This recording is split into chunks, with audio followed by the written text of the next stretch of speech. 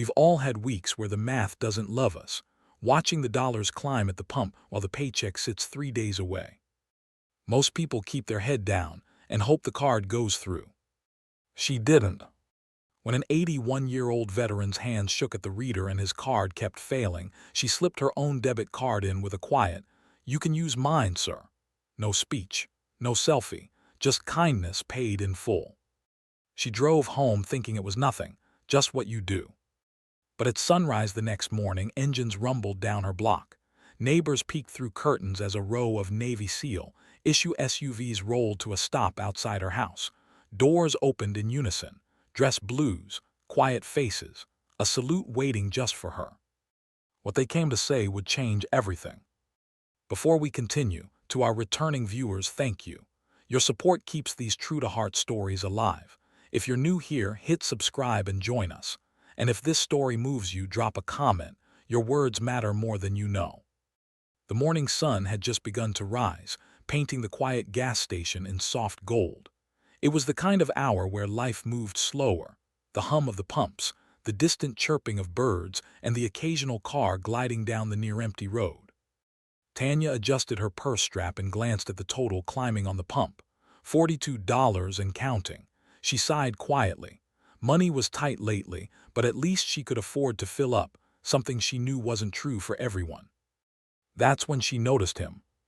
An older man stood at the next pump, his hands trembling slightly as he fumbled with a credit card. His car was old, a dusty blue sedan with a U.S. Navy veteran sticker on the bumper. His jacket, neatly buttoned but worn at the seams, hung a little loose on his shoulders. He swiped his card once, error. Again, error. A third time. His shoulders slumped. He sighed softly, trying to hide the frustration on his face, but it was clear. Tanya hesitated, watching. She knew that look, the mix of pride and quiet defeat, the look of someone who'd rather skip dinner than admit they needed help. The clerk inside called out through the intercom, "Sir, your card's not going through." The man gave a stiff nod and tried again. Nothing. He looked around, clearly embarrassed, his voice low. "Guess I'll just come back later." And that's when Tanya stepped forward. "Excuse me, sir," she said softly. He turned, surprised. "Oh, didn't see you there, miss." His voice carried that crisp, respectful tone, the kind people keep even after decades of service. "Everything all right?" she asked. He tried to smile. "Yeah, just some card trouble, I'll sort it out." Tanya hesitated for a second, long enough to hear her own heartbeat. She could walk away, pretend she didn't see, but something inside wouldn't let her. She reached into her pocket and pulled out her debit card. "You can use mine, sir." The man blinked, confused. "What?" "Please," she said gently, "let me cover your gas." He shook his head. No, I can't let you do that. I'm fine, just need to call the bank." Tanya smiled faintly. "You've done enough for this country. Let me do something small for you." For a moment he didn't speak. His jaw tightened like he was holding back emotion. "Ma'am, you don't even know me." She shrugged. "Guess I don't need to." The silence stretched. Then slowly he nodded. Just $10 worth, please." Tanya didn't answer. She filled the tank to full. When the pump clicked, the old man tried again to stop her. "That's too much, I can't." "It's fine," she interrupted softly. "Just promise you'll drive safe." He stared at her, this young woman who'd appeared out of nowhere and treated him like he mattered. His voice cracked slightly. "Thank you. You don't know what that means." She smiled and nodded but didn't make it a big deal. "Have a good day, sir." He looked down at the ground, then reached into his pocket, pulling out a small, faded patch, the kind you'd see on an old Navy uniform. "I can't pay you back," he said, "but I want you to have this." Tanya shook her head. "You keep it." But he insisted, placing it gently in her hand. "That patch saw more storms than I can count. Maybe it'll bring you luck." She smiled, clutching it. "Then I'll take care of it." They said their goodbyes. He saluted her softly before getting into his car and driving off into the morning light. Tanya watched until the blue sedan disappeared down the road. And then she drove away, too, not realizing that small act of kindness had already set something in motion. That night the air was heavy with summer warmth. Tanya sat on her porch scrolling through her phone. Bills, emails, the usual noise. Her cat Milo brushed against her leg, purring. Yeah, I know, she said with a smile, tossing him a treat. She thought about the man again, the way he'd struggled to hold his dignity, the way his voice broke when she paid for his gas. It wasn't about the money. It was about being seen. She hoped he got home safe. Then she noticed something strange. Down the street, headlights appeared. Not one car, several. Large black SUVs, identical, their engines low and powerful. They moved slowly, deliberately, turning onto her street. Tanya frowned. What on earth? The convoy stopped right in front of her house. Her heart skipped. Neighbors peeked through blinds, dogs barked. The doors opened in perfect sync. Men stepped out, sharp uniforms, polished boots, Navy SEAL insignias glinting under the streetlight. One of them, tall and calm, approached her gate. Miss Tanya Robinson. She stood slowly. Yes. He smiled politely. You don't know us, ma'am, but we know what you did. Her confusion deepened. I didn't do anything. He shook his head. You did. You helped a man this morning at the gas station. His name's Captain Howard, retired Navy SEAL, 81 years old. Tanya's eyes widened. That old man, he was a SEAL. Yes, ma'am, the officer said. Decorated 3 times for valor. You didn't just pay for gas. You reminded him that his service still means something.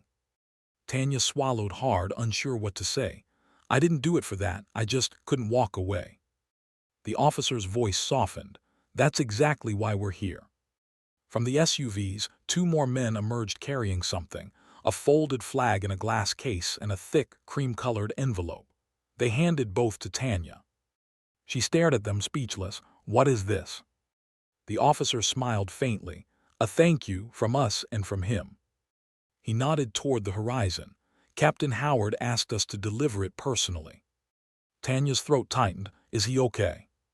The officer hesitated, his expression gentle. He passed away this afternoon, peacefully.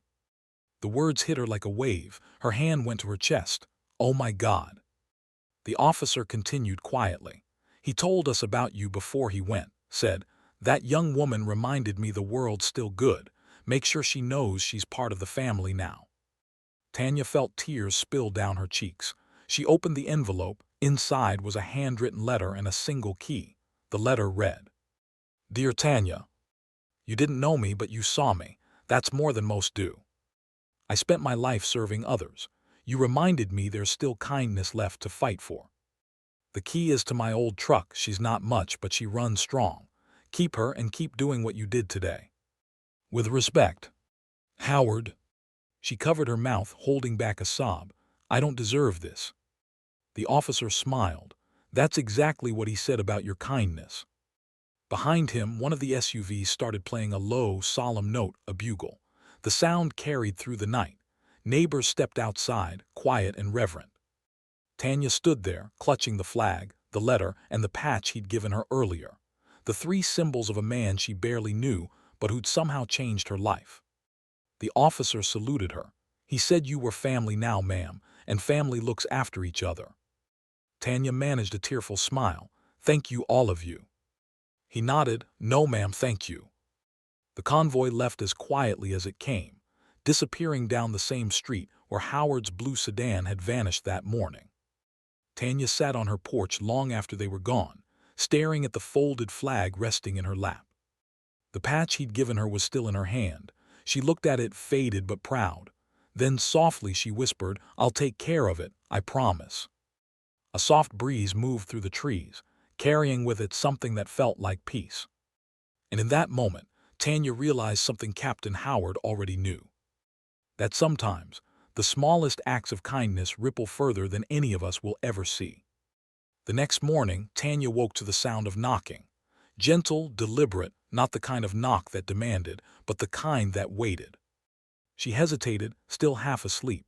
The memories from last night came rushing back, the SUVs, the flag, Captain Howard's letter.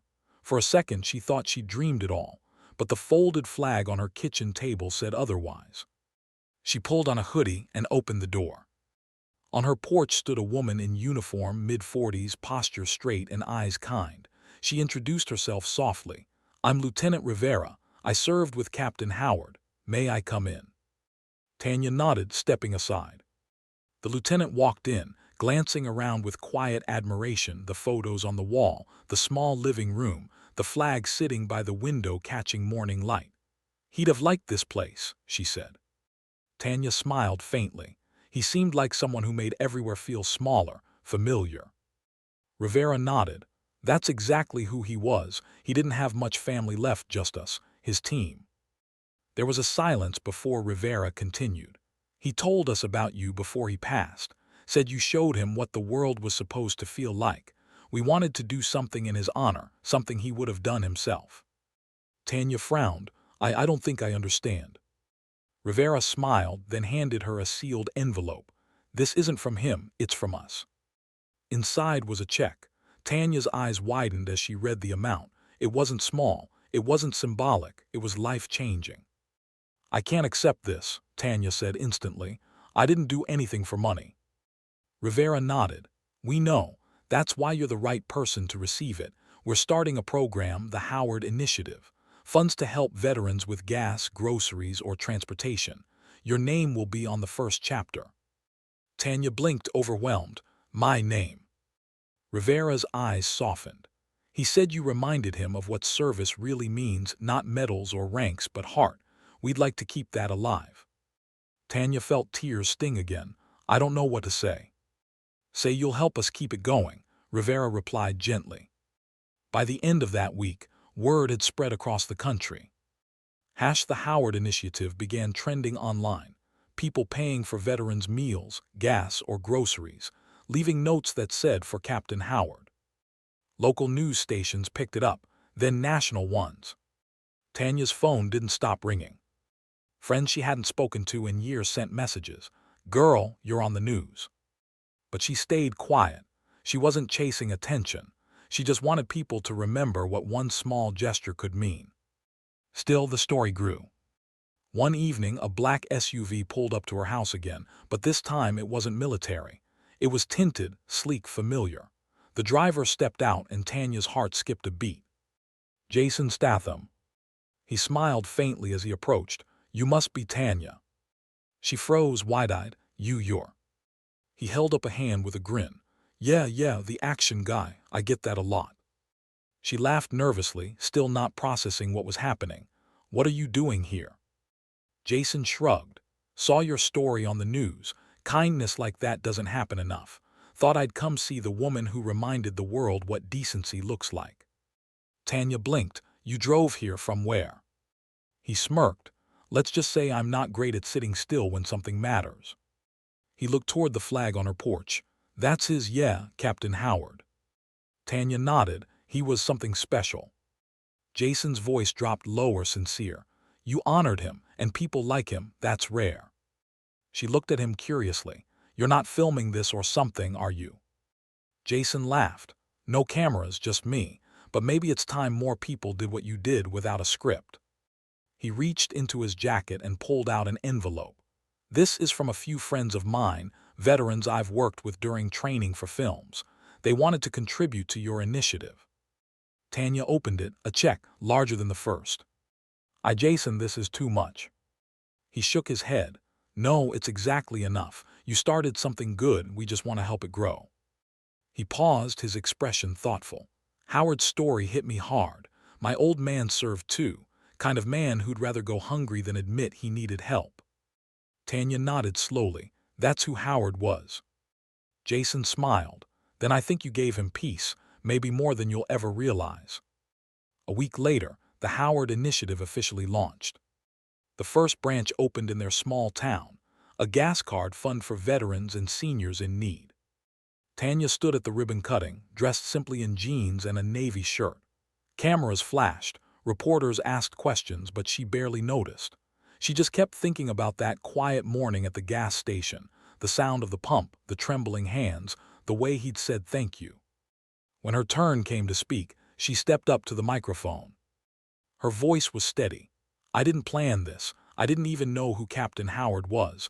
I just saw someone struggling and did what anyone should. But he turned that moment into something bigger, something lasting. This isn't about me. It's about remembering that kindness is never wasted."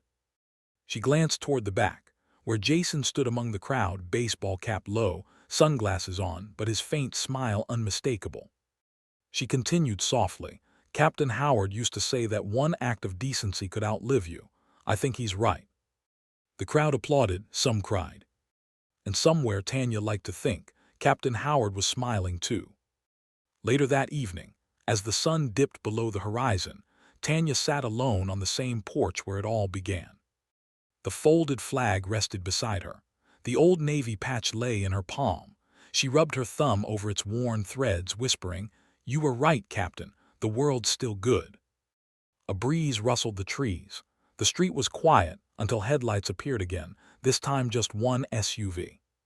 Jason stepped out, carrying 2 cups of coffee. "Figured you could use one," he said, sitting beside her. Tanya smiled. "I should be saying thank you to you." He shrugged. "Nah, you did the heavy lifting." They sat in silence for a while, sipping coffee, watching the sun fade. Then Jason said quietly, "You know, Howard didn't meet you by accident. Some people cross paths because the world needs a reminder." Tanya looked at him. "A reminder of what?" Jason smiled faintly, "That the smallest acts of good are still the strongest." She nodded slowly, letting the words sink in. The sound of crickets filled the air. And for the first time in a long while, Tanya felt something she hadn't in years: peace. As the night grew darker, she looked at the stars above and whispered a quiet promise. "I'll keep it going, Captain, for you." Because she knew now kindness didn't just change one life. It echoed, quietly but endlessly, through everyone it touched. And this time the world had noticed.